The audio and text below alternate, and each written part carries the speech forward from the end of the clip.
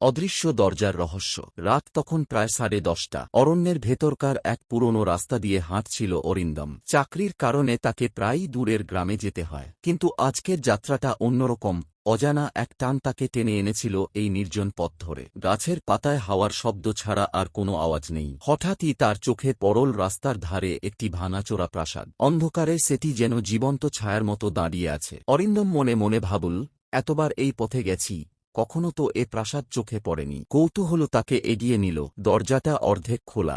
ভিতরে ঢুকতেই হিমশীতল বাতাসের ঝাপটা গায়ে লাগল। ঘরের ভেতর দেওয়ালে আঁকা কিছু প্রতিকৃতি, সবাইয়ের চোখ যেন অরিন্দমের দিকে তাকিয়ে আছে। হঠাৎ মৃদু ফিসফিসানি, তুমি এসেছ অবশেষে। অরিন্দম কেঁপে উঠল। কণ্ঠস্বরটি যেন দেওয়ালের ভেতর থেকে আসছে। ঘড়ির কাঁটা ঠিক 11টা ছুঁতেই প্রাসাদের মাঝখানে এক অদৃশ্য দরজা খুলে গেল। অরিন্দম দ্বিধা না করে ভিতরে পা রাখল। ভেতরে দেখা গেল সরু করিডর, আর করিডরের শেষে আলো জ্বলছে। আলোটা যেন কাউকে ইশারা করছে। কাছে যেতেই সে দেখল একটি টেবিলে পুরনো ডায়েরি পড়ে আছে। ডায়েরির পাতায় লেখা, যে এই দরজা পার হবে তার অতীত ও ভবিষ্যৎ উন্মোচিত হবে। কিন্তু সত্য জানার মূল্য ভয়ঙ্কর। পাতা উল্টাতেই অরিন্দম নিজের শৈশবের ছবি দেখল, মা বাবার ঝগড়া, তার একাকিত্ব। হঠাৎ আবার ভবিষ্যতের দৃশ্য, এক রক্তমাখা রাস্তা যেখানে সে নিজেই মাটিতে লুটিয়ে আছে। ঘামে ভিজে গেল সে, চারপাশ অন্ধকারে ঢেকে গেল। আবার সেই ফিসফিসানি, সত্য জানলে আর ফেরা যায় না। অরিন্দম ছুটতে লাগল,